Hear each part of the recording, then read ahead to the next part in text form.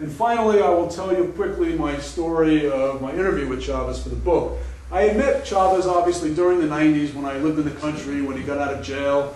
I was the first journalist to interview him, I think, when he got out of jail. In those days, he was kind of begging for interviews, though, because the foreign media wasn't paying too much attention to him. Today, everybody wants to talk to Chavez. So to get to Chavez for this book, it took me 2 years of lobbying to reach him. 2 years. I spoke to ministers in the palace, aides, the cleaning lady there, anybody who had any contact with Chavez to try to get through to him. Finally, last year, they called me and they said, okay, you're going to get the interview. It's going to take place on Wednesday, April 25th. Be there. It's guaranteed. So I fly down 2 days early and I get all ready. And on the appointed morning, I show up at the palace, 9 o'clock in the morning, ready to go. And they tell me, oh, sorry, something happened. You can't do the interview. I couldn't believe it. I'd flown down to Venezuela simply to interview Chavez, and here they were telling me he can't do it. So I was kind of miffed, and I used the rest of the day. I went to interview his brother and his former vice president, tried to take advantage of the time. The next day, Thursday, I'm mentally kind of packing my bag to get ready to go back to New York on Friday, because that's when my flight was, when they suddenly call me from the palace, and they say, look, Chavez really wants to do this interview with you. And here's what he's proposing. He's got a big summit meeting this weekend out in the city of Barquisimeto with Evo Morales and Daniel Ortega and all these people. And the idea is that you're going to go on the presidential jet with Chavez. And either on the way back, on the way down, or the way back, you're going to interview him on the plane.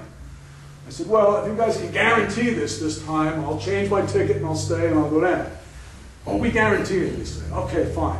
So I changed my ticket. And that Saturday morning, we all go down to the coast of Venezuela to the airport to get ready. We pile onto the presidential jet. The jet takes off, and Chavez is not aboard.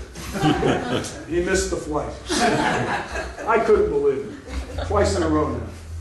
So the plane flies down to Barquisimeto and drops us off and flies back to Caracas and picks up Chavez and flies back to Barquisimeto. And he spends the weekend in his summit meeting with Evo Morales and Daniel Ortega, and I'm just kind of sitting there, cooling my heels and wondering if I'm ever going to see this guy.